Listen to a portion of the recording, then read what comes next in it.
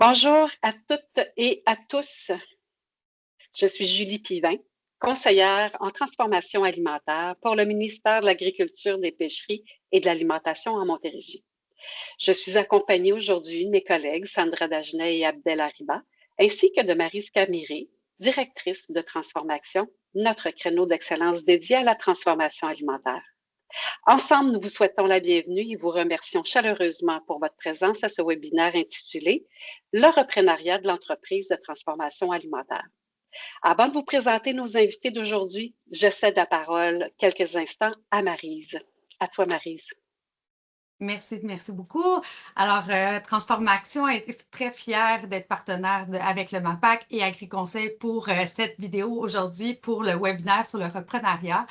En fait, simplement de mentionner que le programme des créneaux d'excellence vient tout juste de réouvrir, donc on est très content de pouvoir redéposer des très beaux projets collaboratifs pour nos entreprises en transformation alimentaire. Donc, restez à l'affût de ces nouveaux projets. Vous pouvez, entre autres, vous inscrire à notre veille le matin qui s'appelle le Transform Matin. Et aussi, aujourd'hui, j'ai une première pour vous, une avant-première, en fait, notre nouveau projet avec le parcours avec qu'on fait en collaboration avec les filles du MAPAC, justement. On va le partir, en fait, le débuter en fin juillet, mais on a une première vidéo de présentation. Alors, je vais vous présenter ça à l'instant, puis après ça, on va pouvoir commencer le webinaire. Bonjour et bienvenue au parcours avec, initié par Transformation et le ministère de l'Agriculture, des Pêcheries et de l'Alimentation du Québec, destiné aux transformateurs qui veulent s'assurer d'un bon développement de leur entreprise. Je suis Sandra Plourde, alias Sandra Foodie Créative, gagnante de la première saison de MasterChef, et il me fera plaisir de vous suivre à travers ce parcours destiné aux transformateurs alimentaires. AVEC est l'acronyme du parcours d'ateliers et de vidéos pour l'acquisition d'expertise et de compétences pour le développement de votre entreprise alimentaire. Vous y trouverez des capsules et des vidéos animées par des spécialistes du domaine. Ces capsules intégrant des exercices pratiques toucheront différentes notions à maîtriser, tant pour la production, la mise en marché et le volet réglementaire. À la suite des visionnements, vous serez invité à réserver votre place pour des ateliers pratiques en personne. Pour vous mettre en appétit, voici un aperçu de quelques sujets qui vous seront offerts. La standardisation et la caractérisation de recettes. C'est ça qu'il faut faire, une standardisation de recettes. Il ne faut jamais l'oublier. Il ne faut pas le mettre dans le temps, il faut l'intégrer au départ. La salubrité alimentaire. Quand on cuisine des aliments pour nos clients, la sécurité alimentaire commence même avant de cuisiner. Le commerce électronique et le marketing. Est-ce que le commerce électronique est réellement une bonne avenue pour votre entreprise alimentaire? Puis la réponse, honnêtement, c'est ni oui ni non. La vraie réponse, c'est « ça dépend ». Et la préparation de vos kiosques de vente. Bien, c'est pas tout d'avoir un kiosque fonctionnel en marché. La prochaine étape, une fois que notre kiosque est bien fonctionnel, on veut qu'il soit attrayant.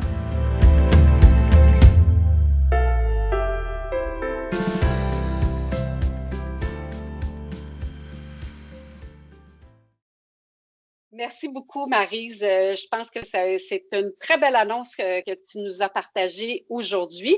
Donc, pour en savoir plus sur le parcours avec, demeurez attentif à vos infolettres, soit du MAPAC, soit le Transformatin. Vous retrouverez les liens pour vous y abonner dans le clavardage de ce présent webinaire. Alors, tout au long du webinaire, vous pouvez utiliser Clavardage pour poser vos questions ou partager vos commentaires. Si certaines questions ne seront pas répondues en direct, donc à la fin de la discussion, nous vous enverrons les réponses par courriel en même temps que la présentation de nos invités. Cette rencontre d'une durée de 60 minutes est enregistrée. Vous pourrez la revoir sur la chaîne YouTube du MAPAC, tout comme nos derniers webinaires. Cette année, nous orientons nos échanges sur la croissance et le développement des nouveaux marchés. C'est d'ailleurs ce qui a inspiré le sujet d'aujourd'hui, le reprenariat de l'entreprise en transformation alimentaire. Alors que plusieurs PME de ce secteur d'activité font face à un défi de relève, le reprenariat devient une solution essentielle. Et pour mieux comprendre ces enjeux et ces opportunités, j'ai le plaisir d'accueillir nos invités. Premièrement, Olivier Morin, qui est vice-président chez InnoCentre. Fort de près de 20 ans d'expérience auprès des PME, De la gestion opérationnelle jusqu'à la direction générale, il accompagne aujourd'hui les entrepreneurs dans leurs enjeux stratégiques avec une approche terrain et une attention particulière à l'humain derrière chaque transfert d'entreprise. Olivier, je te laisserai nous présenter Innocente un peu plus tard. J'accueille également M. Jordan Di Corpo, président et propriétaire de la boulangerie, L'Amour du pain.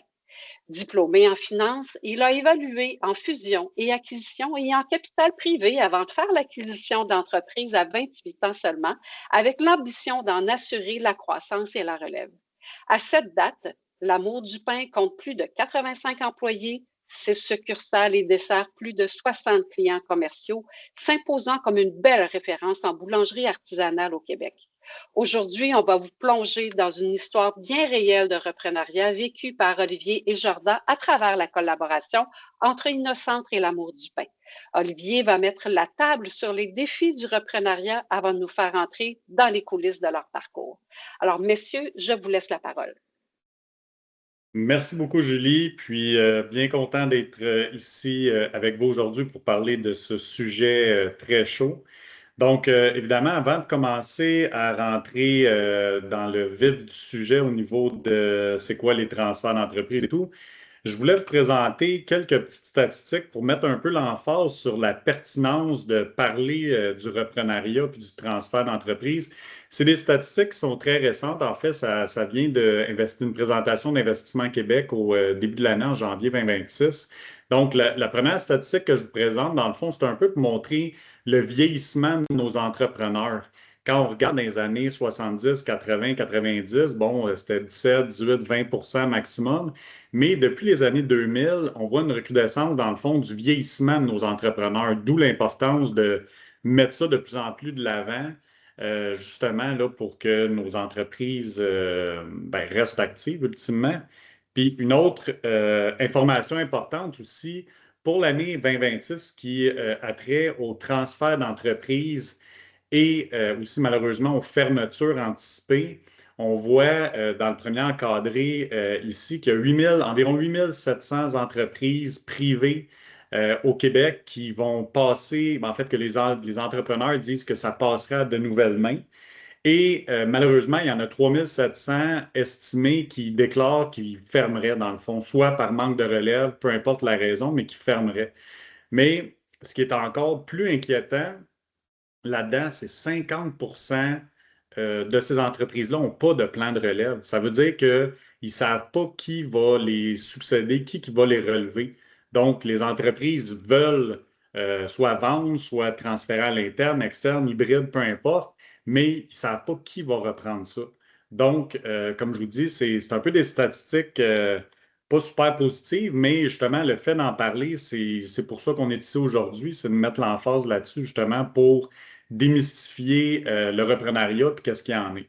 Donc, ce qu'on voit, puis c'est des constats très terrains là, dans notre pratique. Là. Donc, ce qu'on voit, c'est que les cédants, ils lèvent la main trop tard. Donc, les cédants, ils continuent leur opération, tout ça, mais ils ne lèvent pas la main assez vite pour dire, regarde, il faudrait que je fasse un plan, il faudrait que je mette des choses de l'avant, planifier mes choses, avoir une réflexion, tout ça.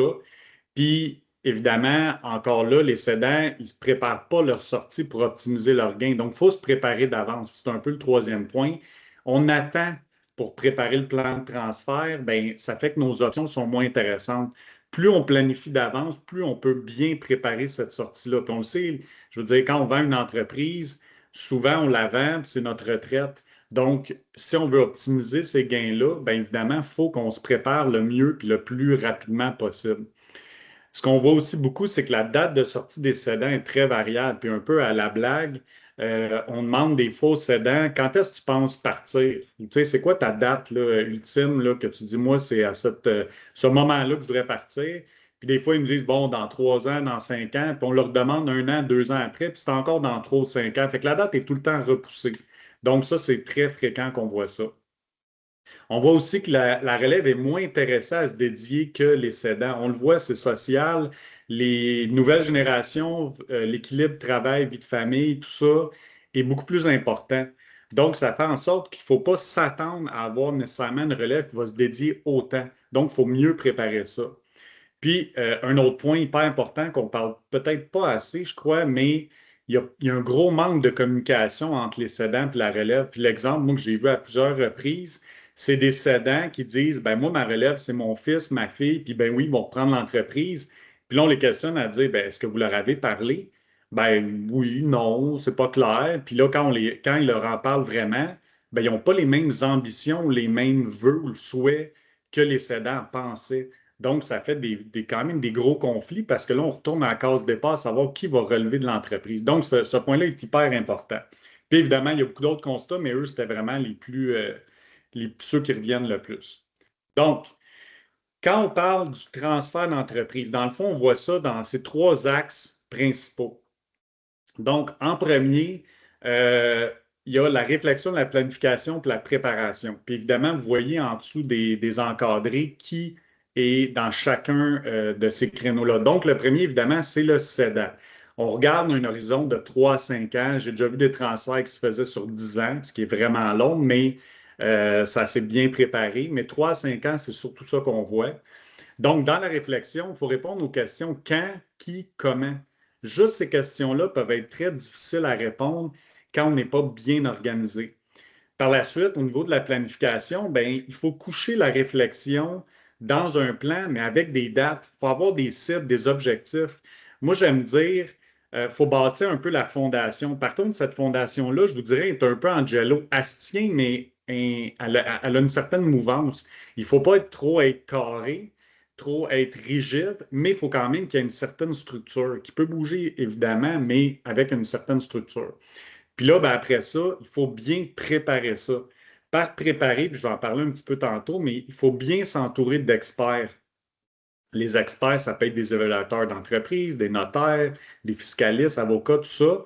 Mais il faut être bien entouré pour, évidemment, le but du cédant, c'est de maximiser sa transaction. Quand on arrive au niveau de la transaction, évidemment, ça, c'est la portion bancaire facile, au sens que les banques en font une et un autre. Donc, le processus, il est clair, il est facile, il est rapide. Évidemment, le releveur va arriver avant la transaction, là, il va arriver dans le processus du cédant.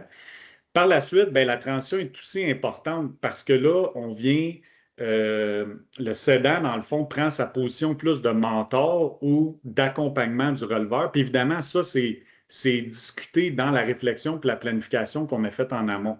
Donc, dans cette portion-là, bien évidemment, le releveur prend sa position entrepreneuriale de relève, mais le cédant est souvent là pour accompagner. Puis des fois, il y a des relèves que les cédants ont vendues et sont partis. Tous les scénarios sont possibles. Par la suite, quand on regarde au niveau plus macro, ben micro, en fait, là, on regarde un peu plus haut, un plan de transfert, c'est quoi? Donc, vous voyez le puzzle ici, dans le fond, je vais passer chacun des points en vous disant un peu qu'est-ce qu'il y en est, mais celui qui est le plus important au début, c'est de faire le portrait de la situation actuelle. Puis généralement, c'est une discussion qu'on a avec les cédants. Puis évidemment, si la relève est là, on les inclut dans cette discussion-là aussi pour comprendre c'est quoi les besoins et les raisons du transfert. Il faut vraiment situer l'entreprise, oui, mais les humains, où est-ce qu'ils sont dans ce processus-là. Ensuite de ça, la vision commune, le plan stratégique, bien là, on aligne dans le fond les ambitions des releveurs et des cédants. Dans le fond, le but, c'est d'avoir une vision commune, aller ensemble dans la même direction. Souvent, nous, ce qu'on fait quand il y a une relève établie dans le processus de transfert, c'est qu'on va faire une planification stratégique avec les releveurs comme, je vais dire, décideurs ou ceux qui mettent la vision en place et avec les cédants qui sont un peu les garde-fous pour donner un peu leur expérience, leur expertise de l'entreprise. Mais il faut quand même que la vision soit teintée par les releveurs. C'est eux qui vont prendre la relève de l'entreprise. Par la suite, on regarde aussi la structure organisationnelle au niveau des rôles, tout ça. Évidemment, il faut regarder c'est quoi les compétences que les cédants ont, que les releveurs vont avoir besoin. Donc, on regarde la structure actuelle versus de quoi la structure va avoir l'air avec les releveurs en place. Par la suite, la communication, je vous en ai parlé un peu tantôt, là, mais évidemment, la communication et la gouvernance est hyper importante. Ça prend de la transparence et de la communication entre les cédants et les releveurs, évidemment, pour solidifier les relations, pour s'assurer une transition plus facile. Plus cette relation est solide, plus la transition va être facile. Ensuite, je vous ai parlé de s'entourer d'experts tantôt. Bien évidemment, c'est ça qui va faire toute la différence. Par exemple, un évaluateur d'entreprise, évidemment, le cédant veut maximiser la transaction et le releveur, pas qu'il veut payer le moins cher, mais il va avoir la meilleure entreprise au meilleur prix. Donc, en ayant quelqu'un d'impartial qui va évaluer la valeur de l'entreprise, ben, ça clarifie la valeur perçue, la valeur désirée, puis la valeur réelle de l'entreprise. Ensuite, bien évidemment, des notaires, fiscalistes, avocats, fiscalistes pour maximiser le gain en capital sur la sortie du cédant, tout ça. C'est vraiment important d'avoir des experts. On fait ça une fois dans notre vie, une transaction comme ça, bien, il faut être bien accompagné pour maximiser ça. Par la suite, au niveau du transfert des connaissances puis le développement des talents, évidemment, les cédants, il y a des compétences qu'il va falloir qu'ils fassent l'acquisition de compétences. On a bâti, c'est quoi le plan de compétences des cédants qui était nécessaire pour les releveurs. Bien là, après ça, il faut évaluer la compétence des releveurs, savoir est-ce que les releveurs ont les compétences des cédants. S'ils ne l'ont pas, on se dit, bien, on fait un plan de développement. Puis c'est quelque chose qui est trop compliqué, trop long dans le temps qu'on a à mettre en place. Bon, on peut ajouter des ressources externes. J'ai vu des mandats où est-ce que la relève était relativement jeune, pas assez d'expérience, tout ça. Donc, on a rajouté un directeur général dans la structure pour accompagner la relève pendant le transfert d'entreprise. Donc, ça a permis de supporter les releveurs, de faire du coaching en même temps. Donc, ça a fait une transition beaucoup plus simple et beaucoup plus douce, autant pour les cédants que les releveurs. Finalement, le transfert de propriété puis la stratégie de financement, évidemment, c'est important de bâtir un plan financier solide pour que les cédants aient leur juste dû à la vente de l'entreprise ou le transfert actionnarial, mais aussi pour ne pas couler la compagnie. Le but d'un transfert, c'est qu'il y ait une suite. Donc, il faut que le financement soit pertinent pour les deux parties.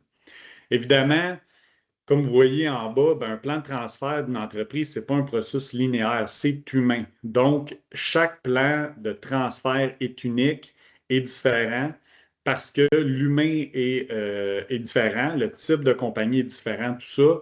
Puis chaque histoire est différente et émotive. Évidemment, l'aspect émotif est hyper important parce que, évidemment, comme on dit, c'est un peu votre bébé qu'on transfère à une relève. Donc, ça ne se fait pas du jour au lendemain en claquant des doigts. Il y a un processus à passer au travers. Donc, je vais accueillir notre invité, dans le fond, Jordan, comme Julie l'a présenté tantôt, qui est propriétaire-président de l'Amour du pain. Donc, aujourd'hui, le but, c'est simplement une discussion avec Jordan, un peu parcourir son parcours, voir comment ça s'est passé, ce transfert-là, son arrivée dans la nouvelle compagnie, tout ça. Donc, merci Jordan de te joindre à nous. Donc, je te laisse juste tester ton micro, voir si tout va bien de ton côté. Yes, ben merci de m'accueillir. Je suis super content d'être là. Excellent. Bon, ben commençons dans le fond. J'aimerais ça en premier, juste une petite mise en situation. Est-ce que tu peux m'expliquer le contexte initial de ton arrivée dans ce domaine-là, ben, dans le domaine, en fait, dans le reprenariat et l'aspect entrepreneurial, dans le fond? Ouais, ben moi, il faut comprendre à la base, j'ai un parcours en finance. Moi, j'ai étudié en finance, puis les premières 5 années de ma carrière, c'était passé en finance. Fait que j'ai travaillé pour une banque en banque d'investissement où est-ce qu'on avisait des entreprises, surtout pour des projets de fusion-acquisition, financement et développement. Puis après ça, j'ai travaillé en investissement en capital privé où est-ce qu'on achetait des PME puis on les aidait dans leur plan d'expansion pour les aider à les amener ailleurs finalement. Puis c'est un peu là que j'ai eu le déclic en fait que en côtoyant des entrepreneurs que j'avais envie d'être une de ces personnes-là puis j'avais envie d'avoir mon propre projet puis de bâtir ma propre histoire finalement. Fait que là, c'est sûr que je me suis posé la question au début, il y a comme deux façons. Soit que tu y vas en partant de zéro, puis tu lances une idée, puis là, tu y vas plus en mode start-up, ou, puis c'est le sujet qu'on va parler aujourd'hui que j'ai choisi puis qui m'a beaucoup plus passionné, c'est l'avenue du reprenariat, où est-ce que tu achètes une entreprise qui est déjà en affaires depuis un certain nombre d'années, qui a déjà une liste de clients, de fournisseurs, qui a des structures, des employés en place, puis surtout dans un monde idéal qui est déjà profitable. Donc, tu pars d'une bonne base. Fait que c'est l'avenue que j'ai choisie. Fait que moi, ce que j'ai fait, j'ai quitté ma job en finance sans même avoir trouvé une entreprise, mais j'avais quitté en me disant, OK, je vais me dédier à 100% dans la recherche pour afin de trouver une seule entreprise. Fait que ça m'a pris à peu près 1 an où est-ce que j'ai vu passer plein de dossiers différents, un peu comme quand tu cherches une maison, tu vas faire plein de visites, puis finalement, il y en a rien qu'une qui finit par être ton coup de cœur. Ben, c'est un peu la même chose. Puis, en fait, un jour, j'ai rencontré Evelyne Trempe, qui est l'ancienne propriétaire de l'Amour du pain, qui elle-même avait acheté l'entreprise 10 ans auparavant. Fait que c'est comme le deuxième processus de reprenariat au sein de l'Amour du pain. Puis, écoute, j'ai rencontré Evelyne à travers une connexion commune, là, puis ça a été un coup de cœur, en fait, autant la connexion avec Evelyne que la connexion avec l'Amour du pain, je cherchais une entreprise qui partage évidemment mes valeurs, puis qui allait désolé de l'anglicisme, mais qui allait me faire triper, là, qui allait me passionner. Puis c'est une entreprise pour laquelle il n'y avait pas de relève à l'interne, autant au niveau niveau familial qu'au niveau employé. Donc, ils cherchaient vraiment un repreneur externe pour assurer la pérennité de l'entreprise, finalement, parce que l'Amour du pain, ça fait aujourd'hui 26 ans. Quand je suis rentré, on était rendu à 24 ans. Donc, ils voulaient assurer la pérennité de cette entreprise-là. Fait que c'est un peu le contexte, c'est arrivé un peu comme ça. Oui, c'est super. Puis, effectivement, dans ton cas, je dis dans ton cas, mais une reprise externe est toujours plus risquée, veux pas, parce que c'est quelqu'un qui ne connaît pas la business, c'est quelqu'un qui n'a pas fait, en guillemets, ses preuves dans l'entreprise. Donc, c'est intéressant. Donc, comment ta relation s'est bâtie avec Evelyne avant la transaction? Parce que, comme je dis, il y a quand même un aspect de risque, un aspect de, comme tu dis, tu voulais triper dans ce voyage-là, dans le fond, mais si tu ne tripes pas, qu'est-ce qui se passe, là? Fait comment ta relation s'est bâtie dans tout ça? Oui, puis c'est pertinent que tu le mentionnes, Olivier, surtout dans mon cas, repreneur externe qui n'a jamais travaillé en boulangerie puis qui n'a jamais été propriétaire d'une entreprise. Fait que, je partais quand même de loin. J'avais 28 ans, j'avais un peu d'expérience, mais assez limité dans un domaine différent. Fait que, on a commencé avec plusieurs rencontres, en fait, plusieurs rencontres entre Evelyne et moi. Puis, avant même de parler de prix, puis de transactions, juste d'apprendre à se connaître autant d'un point de vue personnel que d'apprendre à connaître l'entreprise, apprendre à connaître c'est quoi les valeurs, c'est quoi la vision, qu'est-ce qui a été fait dans les derniers 10 ans. Puis, à un moment donné, tu te poses la question, OK, est-ce que je pense que je suis capable d'apporter quelque chose à l'Amour du pain, oui ou non? Parce que moi non plus, je ne veux pas me planter dans cette histoire-là. Fait que, ça a été vraiment prendre du temps puis voir s'il y avait un match autant de mon côté que du côté à Evelyne. Puis à un moment donné, on s'est dit, écoute, je pense que le fit est là, puis on a possiblement la bonne personne. Puis c'est ça. Après ça, moi, je me vois là-dedans. Est-ce que je me vois évoluer dans cette entreprise-là pendant des années puis être capable de l'amener ailleurs? Puis après ça, sans trop se lancer dans le côté transactionnel, je pense que tu l'as souligné tantôt, l'importance des aviseurs qui nous ont aider à bâtir cette confiance-là, se positionner un peu entre moi et Evelyne, puis être des bons canaux de communication, de discussion entre les deux. Je pense notamment à Evelyne qui était accompagnée par un aviseur, qui était un de ses bons amis qui avait beaucoup d'expérience dans le domaine, puis il était là pour vulgariser un peu les deux côtés de la médaille, puis faire voir les deux côtés aux deux personnes. Fait que c'est un peu la relation s'est bâtie à travers pas mal de transparence, de confiance, puis être ouvert dès le départ. Là, effectivement, puis j'imagine ce rôle-là un peu de médiateur, d'aviseur, comme tu disais, est très important parce que veux pas. Evelyne voulait la pérennité de sa compagnie. Comme je parlais un peu tantôt de l'aspect émotif de la chose, malgré que le cédant, c'est un peu sa retraite, là, dans le fond, là, sortir de la compagnie puis cash out, là, encore une fois, excusez l'anglicisme, mais cash out, mais en même temps, c'est le fun de l'argent, mais si ta compagnie, après ça, n'est pas pérenne parce que la personne qui l'a repris n'est pas la bonne personne, je pense pas que c'est une transaction réussie au sens que la personne, il va y avoir beaucoup d'émotions là-dedans, là. Donc, quand on arrive à, oui, bon, la transaction est faite, tout ça, le transfert, la transition après la transaction, comment vous avez abordé cette question-là, Evelyne et toi? Puis ça a été quoi la finalité, là? Comment vous êtes arrivé un peu à une entente là, à ce niveau-là? Ouais.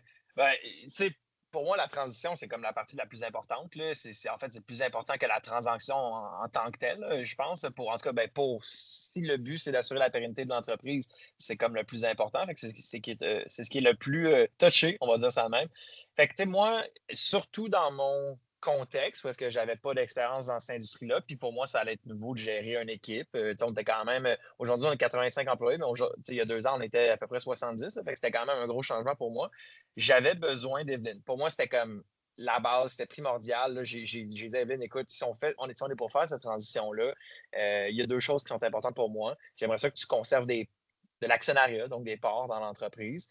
Puis j'aimerais ça que pendant la première année, à peu près, tu restes comme consultante. Fait que tu sois là pour m'accompagner dans cette transition-là, autant pour moi, me permettre d'apprendre, alors que jour 1, je ne suis pas obligé de prendre la décision par moi-même, une décision qui est comme un peu sous-éduquée parce que je ne connais pas ma business encore. Fait que de me permettre d'avoir ce genre de zone tampon-là où est-ce qu'Evelyne est encore là pour pas nécessairement prendre des décisions, mais vraiment m'aiguiller sur la direction qu'on prend. Pour ça, dans le fond, Evelyne est restée comme consultante pour moi, puis surtout comme une mentor. Là, au début, c'est pas compliqué. Evelyne, elle avait encore les 2 mains sur le volant. Puis là, un moment donné, OK, elle enlève une main, moi j'en mets une. Puis finalement, après 8 mois, tu te dis, OK, je pense que je commence à connaître ma business, je commence à connaître mon staff, je suis capable de prendre mes propres décisions qui. Même moi, c'était super important de pouvoir juste valider ces décisions-là, même après 6, 8, 9 mois. Fait que ça a été un peu ça a été la méthode qu'on a choisie, un contrat de consultant pour le premier 8 mois. Et ça l'a fait que ça a surtout rassuré les employés aussi, parce que moi, je suis arrivé là. Désolé, je ne sais pas si vous l'entendez, mais il y a un téléphone qui sonne, je vais juste le fermer. Bon, je ne sais pas si ça va. Et que ça a surtout rassuré les employés parce que moi, j'arrive là, 28 ans, pas trop d'expérience, surtout dans un domaine artisanal comme le nôtre, où est-ce que on travaille avec des boulangers, on travaille avec des gens qui sont passionnés par leur métier. Puis là, tu as le fameux gars de 28 ans qui arrive de la finance, puis qui a pas trop d'expérience. Fait que ça a permis cette transition-là qui était beaucoup plus douce, puis pour moi, d'apprendre sur l'industrie. Fait que je pense que si on s'adresse aujourd'hui à des cédants qui sont avec nous dans la conversation, c'est vraiment une partie ultra, ultra importante si, comme j'ai dit, votre but, c'est de garder la pérennité de votre entreprise.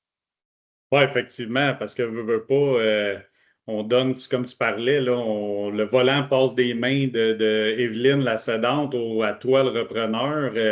On s'entend que l'expérience de conduite est assez différente. Fait que si on veut rester sur la route puis on ne veut pas rentrer dans le mur, ça prend un peu de transition justement pour bien entrer en poste. Puis comme tu l'as dit, tu n'es pas arrivé du jour au lendemain à vouloir tout changer à business d'un coup. Pendant qu'Evelyne était là, tu regardais un peu qu'est-ce qu'il y en est, tout ça. Puis évidemment, ça, on le voit tout le temps dans des transitions cédant-repreneur. Le cédant est plus en mode, comment je dirais, stabilisation, s'assurer que les choses, je veux dire, il n'y a pas de grosses vagues, tout ça. Puis le repreneur, lui, arrive, puis lui, il a de l'énergie, il veut que ça bouge, il veut de la forte croissance, tout ça. C'est normal, c'est positif, c'est bien. Mais il y a comme un petit pont à avoir. Là. Mais ça, on le voit tout le temps, le clash entre le cédant-repreneur. Donc, c'est intéressant. Fait que tu parlais tantôt au niveau de la transaction, là, parce qu'on le sait, je dis on le sait, là, mais souvent, c'est perçu que le prix d'achat ou l'aspect cash est tout le temps central. Ça, c'est vraiment la perception. Puis on remarque que quand on parle avec les gens, le cash, c'est souvent pas la chose qui est la plus discutée, là. C'est pas la priorité. Mais comment ont été les discussions par rapport au prix d'achat de la compagnie, là? Tu sais, c'est un peu le lien entre la valeur perçue, la valeur désirée puis réelle là, dans ta transaction. Ouais. Nous autres, là, encore une fois, il faut se remettre dans le contexte de mon acquisition de l'Amour du pain où est-ce que j'avais 28 ans. Ça faisait 5 ans que j'étais sur le marché du travail. On s'entend que j'avais pas des millions à mettre en mise de fonds dans cette transaction-là. Fait que, il faut toujours repenser un peu au contexte. Là. Fait que, moi, ça a été juste d'être très transparent. Une fois que j'avais appris à connaître Evelyne, puis qu'on s'était assis pour regarder c'est quoi la valeur de l'entreprise que je percevais. Comme tu disais, tu as ce que le cédant il veut, puis tu as ce que l'acheteur est prêt à payer, puis après ça, tu finis toujours par trouver un entre-deux.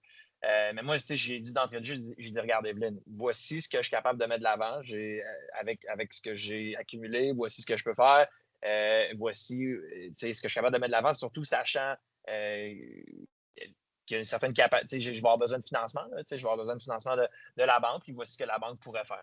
Fait que pour moi, ça a été très important au début de travailler dans la transparence, puis d'être très, très honnête sur ce que je pouvais faire. Puis après ça, pour moi, ça prenait, encore une fois dans mon contexte, ça prenait de la flexibilité dans la structure. Parce que oui, peut-être qu'on n'est pas à la même place en termes de prix d'achat, en termes de valeur qu'on voit pour cette entreprise-là, mais tu peux toujours y arriver avec des éléments de structure. On peut toujours dire, OK, ben, il peut y avoir un paiement initial qui est fait en cash, puis après ça, il peut y avoir une balance de prix de vente qui va être payée dans quelques années. Après ça, il va y avoir peut-être un concept de earn-out qui est comme un paiement conditionnel à l'atteinte de certains objectifs. Sans rentrer trop dans les détails, il y a plein d'éléments de structure dans une transaction qui peuvent permettre d'arrimer le prix, les différentes attentes de prix entre le vendeur et l'acheteur. Et pour moi, ça a été très tôt dans le processus d'être transparent et d'explorer ces éléments de flexibilité-là. Puis c'est sûr que, comme tu as mentionné, Olivier, je pense que pour tout entrepreneur qui a bâti le business pendant toute sa carrière, l'argent, c'est important parce que, je veux dire, tu as quand même travaillé très, très fort pour bâtir ton entreprise. Puis dans la majorité des cas des entrepreneurs, c'est le fonds de pension. L'entreprise, quand tu arrives à la vente, ben, c'est ta retraite. Mais il n'y a pas juste l'argent qui compte. Je veux dire, tu as quand même engagé du staff, tu as du staff qui ont tout donné. Puis je pense que dans la plupart des cas, justement, d'assurer la pérennité de cette entreprise-là, c'est autant, sinon voire plus important que le prix de vente. Fait que c'est un peu ça. Fait que nous, ça a été transparence, flexibilité dans la structure. Puis surtout de avoir les discussions, impliquer la banque assez rapidement dans le processus parce que, je veux dire, je pouvais bien faire un offre de peu importe le montant, mais si la banque n'est pas prête à m'aider dans le financement pour arriver à ce montant-là, je veux dire, on n'est pas plus avancé. Exact. Ben oui, c'est certain. Puis, je veux dire, la capacité de paiement, autant de ton côté, puis de la business aussi, là, c'est primordial. Là.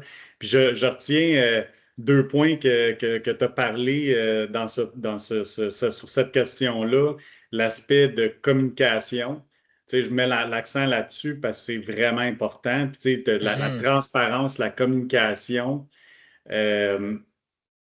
Puis aussi, voyons, j'ai oublié mon autre Le deuxième point.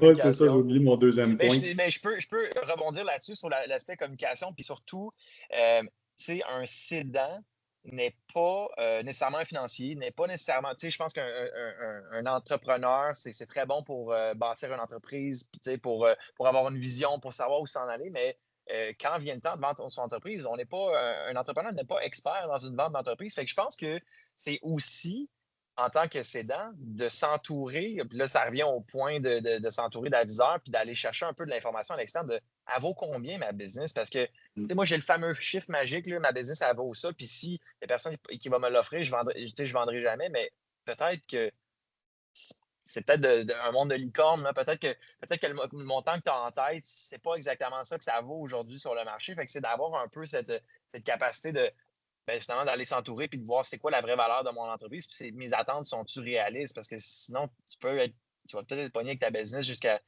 la fin de ta vie. Là, Exact. Oui, puis effectivement, tu parlais tantôt là, de balance de prix de vente, des earn-out, tout ça. Il y a plusieurs façons de faire le montage financier. Fait que des fois, je veux dire, on fait une structure financière qui fait en sorte que les deux parties ont ce qu'ils veulent, là, puis c'est positif en bout de ligne. Puis justement, en parlant de l'aspect plus transactionnel, comment tu as trouvé, est-ce que tu as trouvé ça difficile de gérer la transaction avec la banque, dans le fond, tout l'aspect transactionnel bancaire, là? Dans mon cas, pas tant que ça, parce que faut quand même comprendre que c'était plus mon background à moi. Là. Dans le fond, moi, j'avais travaillé justement pour une banque en fusion-acquisition, puis après ça, j'avais travaillé en investissement où est-ce qu'on travaillait avec des banques pour financer toutes nos acquisitions. Là, fait que j'avoue que ça, c'était un peu plus ma force, le côté financier, le côté structure, négociation de transactions, puis financement. Fait que pour moi, pas que ça a été facile, parce que c'est jamais facile de négocier ou de financer une transaction, mais je pense que j'avais un peu plus ce parcours-là. Il ne faut pas minimiser non plus l'effort que ça prend parce que, tu sais, je veux dire, faire financer une PME, on s'entend, ça prend beaucoup de travail. Là, il faut que moi, il y a énormément de préparation, de documentation que j'ai faite. J'ai préparé un genre de présentation pour expliquer à la banque la business de A à Z, comment ça fonctionne. J'ai fait un modèle financier avec différents scénarios basés sur, OK, c'est quoi le best case, le base case, puis qu'est-ce qui pourrait arriver comme si ça va pas bien. Fait que, juste d'être capable de présenter cette entreprise-là, puis montrer finalement l'information qu'ils ont besoin de savoir, c'est quand même beaucoup de temps de préparation. Mais finalement, non, pour moi, ça n'a pas été la partie la plus compliquée. OK. Puis dans le fond, est-ce que tu as vécu beaucoup d'enjeux dans toute cette transaction-là? Ben, c'est sûr que oui, des enjeux, je ne le verrais pas comme des enjeux, c'est plus des challenges, puis pas tant dans la transaction, parce que la transaction en soi a quand même bien été. Comme j'ai dit, on avait appris à très bien se connaître, Evelyne et moi, la cédante. J'avais été très transparent par rapport à ce que j'étais capable de faire en termes de valorisation, en termes de financement et tout. Fait que pas tant d'enjeux à ce niveau-là. Je pense que c'est plus des enjeux, des challenges en tant que nouveau entrepreneur. J'ai fait un peu allusion tantôt, j'ai 28 ans, j'arrive dans une entreprise qui existe depuis 25 ans, presque aussi vieille que moi, il y a 70 employés. Là, tu arrives dans une structure, dans une culture qui existe déjà, puis là, c'est comme, il faut que tu gagnes la confiance de gens qui te voient juste comme le gars de finance, c'est comme, OK, il y a quand même, sur papier, c'est facile, puis là, quand tu arrives sur le terrain, c'est comme, OK, on se retrousse les manches, puis, fait que, moi, ça a été le premier challenge, là, où est-ce que j'avais peut-être un peu naïvement sous-estimé, mais je pense que ça prend de la naïveté, fait que c'est correct, là, je suis content de l'avoir fait pareil. Mais ouais, je pense juste d'arriver sur le terrain avec une culture qui existe déjà, c'est quand même un challenge parce que, je veux dire, tu l'as mentionné tantôt, tu arrives en tant que jeune repreneur, tu as plein d'énergie, tu as une vision, tu veux croître ton entreprise, tu veux doubler, tripler la taille de ta business, Puis là, après ça, tu as des employés qui sont là, qui existent, qui sont comme, OK, non, un peu là. Nous, on a une culture de stabilité. L'entreprise, ça fait 5 ans pas qu'elle stagne, mais qu'elle est en mode consolidation, puis, on s'assure que nos processus fonctionnent bien, sont moins en mode expansion. Fait que là, tu as comme quand même une culture à changer, puis ça prend du temps, ces trucs-là. Ça se fait pas du jour au lendemain. Fait que ça a été mon plus gros challenge dès le départ. Puis après ça, c'est juste les challenges opérationnels quotidiens d'une business en transformation alimentaire. Je suis certain que vous pouvez tous comprendre les enjeux qu'on vit au quotidien. Oui, d'avoir toute la pression sur tes épaules à tout moment. Là. Puis justement, j'ai comment je dirais ça, je crois connaître déjà un peu tes réponses, mais je pense pour le bénéfice des gens, quand tu es arrivé en poste, est-ce que tout était comme tu le voulais? Est-ce que c'était exactement la façon que tu voulais que ce soit? Là? La réponse sera jamais oui à 100%. Tu arrives avec ta vision, puis comme je disais, tu as une vision ou une culture qui existe déjà. Fait que c'est sûr que moi, j'arrivais comme un train dans une entreprise qui courait pas encore. Là, fait que je pense que c'est ça. Fait que c'est sans dire que tout n'était pas comme je voulais, c'est juste une adaptation. Mais là, tu arrives avec tes idées, puis là, peut-être, OK, il faut peut-être que tu apprennes à marcher avant de courir. Puis, parce que, tu sais, veux pas, une business, c'est des êtres humains. Tu peux pas faire. Tu peux pas faire courir des êtres humains s'ils n'ont pas appris à marcher. Là, ou donc s'ils n'ont pas le désir de courir. Fait que, je pense qu'au début, ça a été un peu une adaptation de se dire, OK, on n'est peut-être pas au même rythme, on n'a peut-être pas les mêmes ambitions immédiates. Fait que de se dire, OK, il est où l'entre-deux? Où est-ce qu'on peut mettre je peux mettre de l'eau dans mon vin? Puis où est-ce que l'équipe est capable de s'adapter pour être en mode croissance? Puis sinon, est-ce que tout était comme tu voulais? Moi, j'ai vécu le syndrome d'imposteur, c'est important de le mentionner. Encore une fois, j'avais un peu une naïveté que les choses ne seraient pas faciles, mais définitivement le choc de l'imposteur que j'ai vécu au début, puis que je le vis encore aujourd'hui. Ça fait juste 2 ans que je suis dans mon entreprise. Des fois, j'ai comme l'impression que des fois, on me pose des questions, puis je suis comme aïe, j'ai juste 30 ans, là, c'est tellement des gros questionnements, puis on parle de genre de vision puis de direction d'une entreprise, puis on a rendu une PME de 85 employés. Des fois, quand le feeling de tout repose sur les épaules, ça peut faire peur, puis ça peut amener ce feeling-là. Mais non, sinon, tout s'adapte. Je pense que s'il y a des choses qui ne fonctionnent pas comme tu le veux, Après ça, c'est de voir, ben OK, ça fait du sens de le changer, puis pourquoi, essayer de challenger pourquoi les choses sont faites d'une façon. Puis après ça, ben, si tu penses que faut les changer, si tu penses que tu es capable d'améliorer des processus, il faut aussi que tu amènes ta vision à toi, il faut aussi que tu amènes du changement. Parce que c'est ça, pour moi, le reprenariat, c'est pas juste de prendre quelque chose puis de le laisser où est-ce qu'il est. Pour moi, c'était un projet de croissance. C'était de prendre l'amour du pain puis de faire mon mieux pour essayer de l'amener ailleurs. Tu sais. Exact, exact. Puis, écoute, petite dernière question, puis un peu la question qui tue, là. Avec du recul, est-ce qu'il y aurait des choses que tu aurais faites différemment? Plusieurs. Je veux dire, à tous les jours, là, je pense que.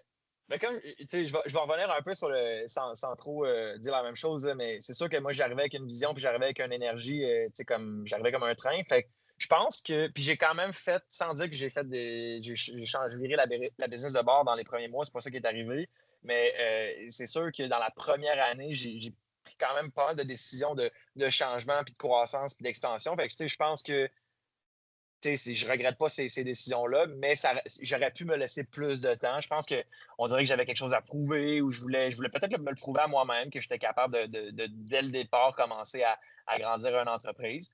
Mais je pense prendre du temps au début, c'est important. Comprendre son industrie, comprendre sa business, qu'est-ce qui fonctionne moins bien. Fait que prendre le temps pour un nouvel acheteur, c'est bien important. Puis l'autre point, qui pour moi aujourd'hui, je pense que c'est super important. Vous voyez, je suis toute seule. J'étais toute seule dans le processus d'achat. Comme j'ai dit, j'ai acheté une part majoritaire et la cédante est restée en part minoritaire. Mais je pense qu'aujourd'hui, ma réalisation, c'est que j'aurais aimé ça le faire avec un partenaire. J'aurais aimé ça être capable de, oui, partager le risque, mais aussi être capable de me challenger. Puis, c'est sûr qu'on a une structure d'employés en place, on a du bon staff, on a une bonne équipe, mais c'est jamais pareil d'être capable de se challenger entre employés puis entre co-actionnaires ou entre partenaires. Fait que de rentrer un partner un petit peu plus tôt dans le processus, je pense que ça aurait été super bénéfique. Je suis quelqu'un qui j'adore le teamwork, j'adore être capable de me challenger puis faire du travail d'équipe. Puis d'ailleurs, je suis dans ce processus-là aujourd'hui de faire l'intégration d'un partenaire avec moi qui va se joindre à l'amour du pain parce que je vois tellement le potentiel de croissance. Je crois dans cette entreprise-là, puis honnêtement, je m'y plais beaucoup. Fait que j'ai comme une vision assez long terme de ce projet-là. Fait que d'intégrer un partenaire aujourd'hui, après 2 ans, peut-être qu'à le faire différemment, j'aurais pensé l'intégrer dès le départ. Là, excellent. Ben oui, effectivement, c'est quelque chose que tu aurais pu faire différemment, mais en même temps, tu es en train de le faire, fait que c'est parfait. On peut revenir un peu dans le passé.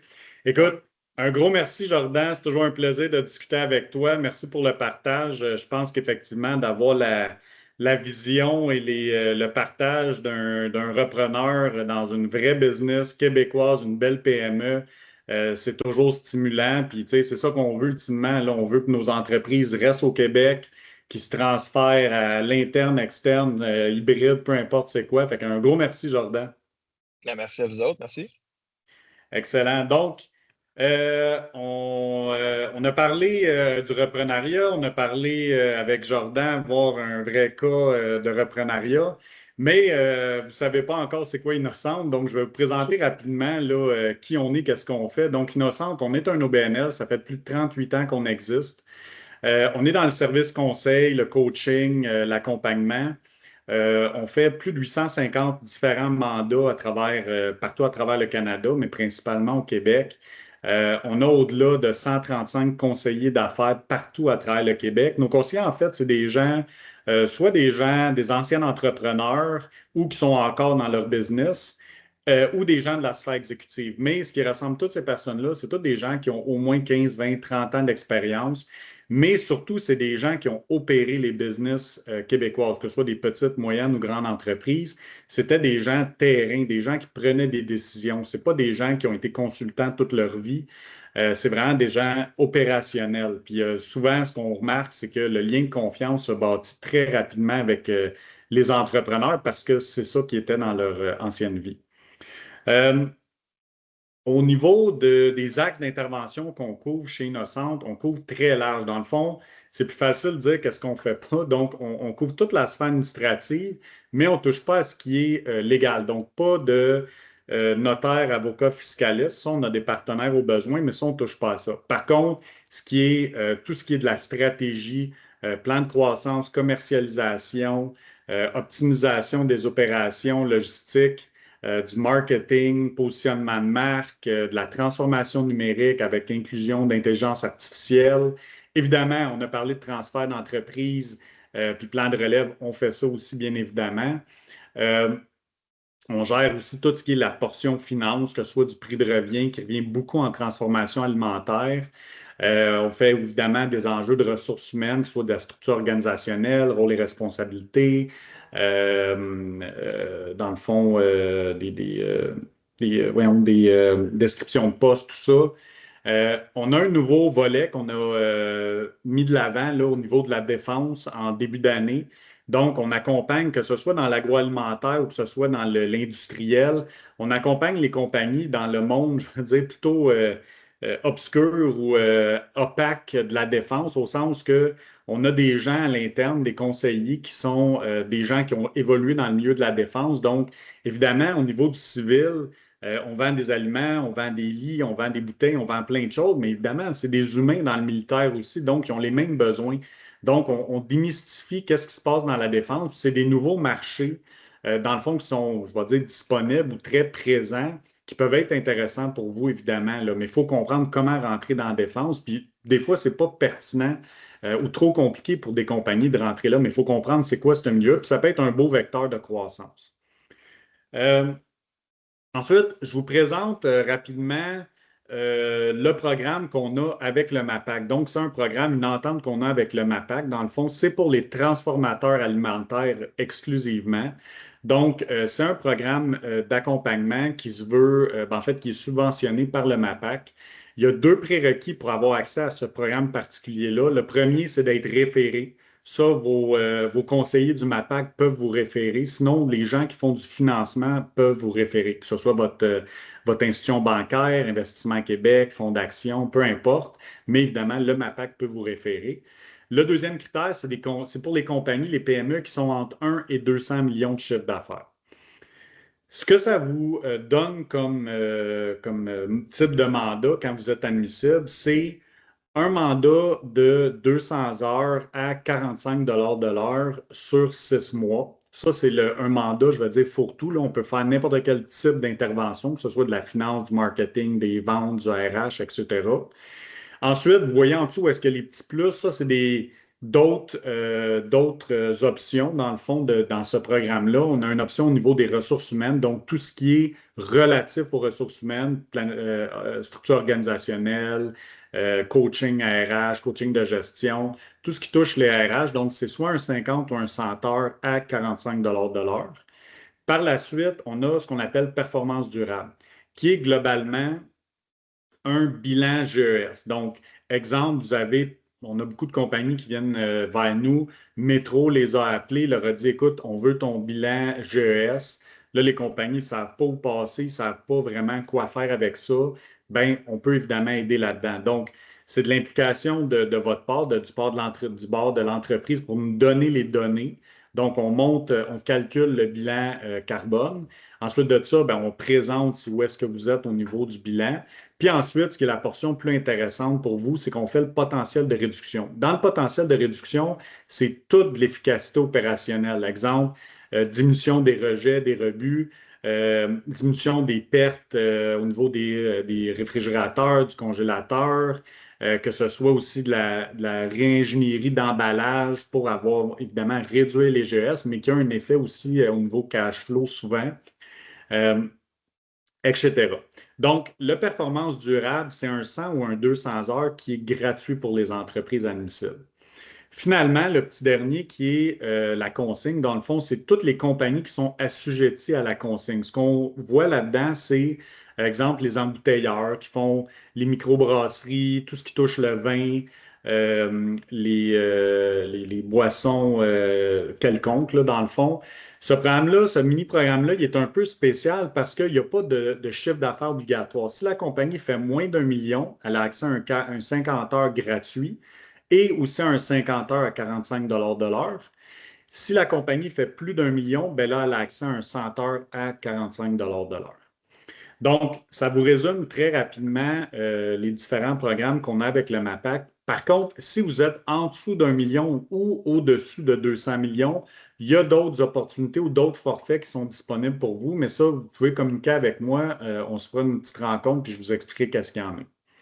Donc, si vous êtes intéressé, s'il y a quelque chose qui vous intéresse dans qu'est-ce qu'on a discuté ou si vous voulez juste parler, vous voyez, mes coordonnées sont dans la planche que vous voyez à l'instant. Vous voyez aussi mes collègues avec moi. Donc, n'hésitez pas à communiquer avec nous. Ça va nous faire plaisir de répondre à vos questions, jaser avec vous des différentes opportunités. Puis sinon, ben, écoutez, je vous remercie d'avoir été présent. Puis dans le fond, on passerait à la période de questions et discussions si vous en avez. Un gros merci. Ben, en fait, c'est moi, Olivier Jordan, qui vous remercie parce que c'était absolument fantastique. C'était un partage riche, concret et vraiment très généreux. Vous êtes d'excellents communicateurs et je pense que vous avez réussi vraiment à bien illustrer qu'un parcours de reprenariat peut non seulement fonctionner, mais aussi être porteur de croissance. Alors, c'est vraiment un grand merci du temps que vous avez pris avec nous.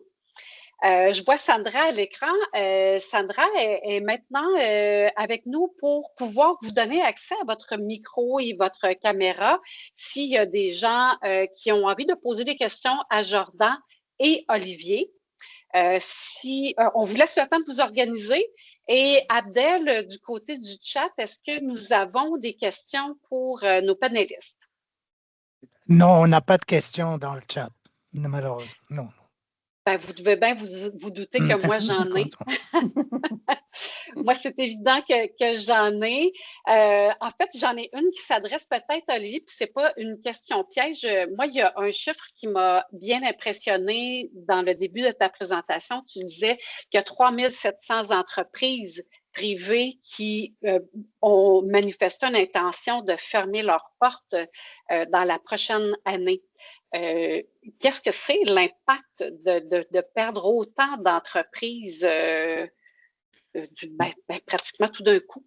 Bien évidemment, ça a un impact majeur, autant qu'on perd, tu sais, il y a plein de différents niveaux où est-ce que ça va avoir un impact, simplement par les emplois qui vont être perdus, clairement. Là, je veux dire, on ferme la compagnie, donc il y a plein d'emplois qui se terminent là. En plus, au niveau économique, on s'entend que cette compagnie-là, elle faisait profiter au niveau économique québécois à différents niveaux, autant par des achats qu'elle faisait, les ventes qu'elle faisait. Je veux dire, la compagnie payait des impôts. Je veux dire, c'est beaucoup, beaucoup d'impacts collatéraux qui font en sorte qu'on a une perte économique, perte de PIB, tout ça au niveau de des entreprises au Québec, au Québec en général. Là. Donc, c'est sûr que les entreprises qui veulent faire une transition, c'est parfait. Puis, il faut s'organiser dans ce niveau-là. Mais quand on est rendu à dire on veut fermer, puis souvent, moi, j'en ai vu des compagnies que ils voulaient bien transférer, mais ils ne savaient pas par où passer. Ils étaient épuisés. Tu sais, veut pas. Les entrepreneurs ne l'ont pas eu facile. Là. Il y a eu la COVID. Là, après, il y a Trump qui arrive. Je veux dire, ça fait plusieurs coups de vague d'en face que les entrepreneurs ont. Ils sont fatigués. Il y en a que du jour au lendemain, ils disent écoute, je ne suis plus capable, je vais arrêter ça. Fait que ça fait que, comme je disais tantôt, plus on attend, plus les options s'amenuisent. C'est que là, on se retrouve à quelque part qu'on n'a plus autant d'options, plus autant d'opportunités. Donc, il y a beaucoup de fermetures d'entreprises qui sont malheureusement qui se font malheureusement à cause de ça. C'est que là, les options, on veut arrêter du jour au lendemain, puis on n'a pas d'options. Puis là, on veut juste arrêter, ça stoppe là. Oui, oui. Ben, on comprend que c'est critique. Je ne veux pas être alarmiste, là, mais ça peut être une situation critique. Donc, j'aurais envie de dire à tout le monde, vous n'êtes pas seul. Olivier nous a présenté les services d'Innocentre, mais j'oserais ouvrir la porte. Il y a également les conseillers des MRC qui maintenant ont des consultants ou des conseillers qui sont spécialisés en reprenariat. Il y a Reprenariat Québec, il y a nous. En fait, avant de poser des actes irréversibles, c'est intéressant d'aller chercher de l'aide, ne serait-ce que d'en discuter là, autour de vous. Est-ce qu'il y a des nouvelles questions dans le clavardage ou non? Pas du tout. Est-ce que vous, mes collègues, vous en avez des questions? Moi, je dirais d'une question, j'aimerais savoir quand on veut justement commencer ce processus-là de transfert, est-ce qu'il y a une méthode qui est universelle pour toutes les entreprises ou si c'est vraiment du cas par cas? Comment on s'y prend? Oui, ben en fait, c'est ça qui est un peu difficile, je dirais, parce qu'il n'y a pas de recette magique. Chaque cas est très différent, là. Je veux dire, on accompagne beaucoup de différentes compagnies, puis à chaque fois, il y a des challenges différents. On a parlé, évidemment, Jordan nous a parlé de son parcours. Lui, c'est un repreneur externe, mais des fois, on a de la reprise interne familiale, de la reprise interne d'employés clés. Des fois, on a des hybrides. On a des cédants qui, comment je dirais, que je parlais d'émotion tantôt, c'est très émotif. Fait qu'on a des cédants qui ont quand ils sentent qu'ils perdent un peu le contrôle, ils veulent reprendre, puis c'est normal, là, il y a beaucoup d'émotions là-dedans.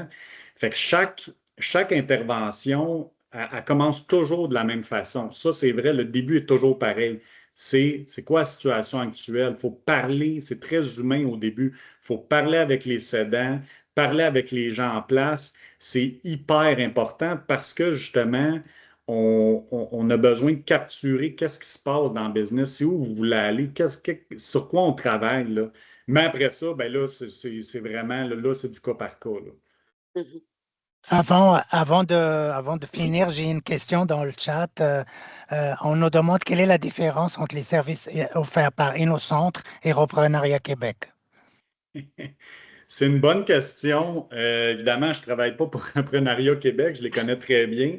Fait que je ne m'avancerai pas trop au niveau de Reprenariat Québec parce que je ne voudrais pas dire des choses qui ne sont pas vraies, là. De notre côté, en fait, nous, notre force, je dirais, là, on est beaucoup au niveau stratégie, structure, planification, organisation. Les entreprises qu'on accompagne, on est dans un mode croissance, là. Donc, quand on fait du transfert d'entreprise, ben oui, on va gérer la portion transfert d'entreprise. Sauf que souvent, on va arriver, puis là, je vais prendre l'exemple de l'amour du pain, là, sans rentrer trop dans les détails, parce que c'est un bon exemple. On a accompagné Jordan et son équipe. Oui, on était un peu dans la fin de transition, mais c'était surtout pour l'aspect de reprenariat. Jordan, comme il disait tantôt, beaucoup d'ambition, on veut grossir, tout ça. Bien là, moi, j'ai été sur le projet au niveau de l'opération, puis un peu numérique. On a eu quelqu'un qui était au niveau vente, puis quelqu'un au niveau marketing. Fait qu'on est très 360. Donc, ça fait en sorte que oui, on va gérer le plan de transfert, mais on va souvent faire une planète stratégique. On va faire, exemple, regarder le financement, on va regarder le marketing, les ventes. Peu importe, chaque compagnie est différente. Là, c'est du cas par cas, évidemment, mais on est très, très 360. Puis je pense que Reprenariat du Québec sont plus dans l'accompagnement transactionnel, le maillage, l'accompagnement transactionnel, tout ça, là. Mais comme je dis, je ne veux pas trop m'avancer pour Reprenariat Québec, là, par contre, là, mais je ne sais pas si ça répond bien à votre question. Pour compléter ta réponse, effectivement, Olivier, j'ai ajouté là, le lien vers le site de Reprenariat Québec. Alors, je pense que vous allez pouvoir là, répondre à vos questions. Écoutez, c'est déjà la fin. Je vous remercie Jordan et Olivier et bien sûr à tous nos participants. On espère que cette rencontre vous aura permis de mieux comprendre l'importance d'amorcer la réflexion autour de votre plan de transfert ou encore d'envisager le reprenariat comme une avenue concrète et porteuse pour assurer la pérennité de nos entreprises. Au nom de toute l'équipe Transfo et ainsi qu'au nom de Transformation, nous vous souhaitons bon succès dans vos projets de transformation alimentaire. N'hésitez pas à nous joindre aux coordonnées inscrites dans le chat, le clavardage, donc des questions sur la transformation alimentaire ou encore des référencements vers InnoCentre. On vous dit à très bientôt pour notre prochain webinaire en octobre où nous nous demanderons comment avoir accès à la vente en groupe. Encore une fois, un immense merci et bonne fin de journée. Au plaisir.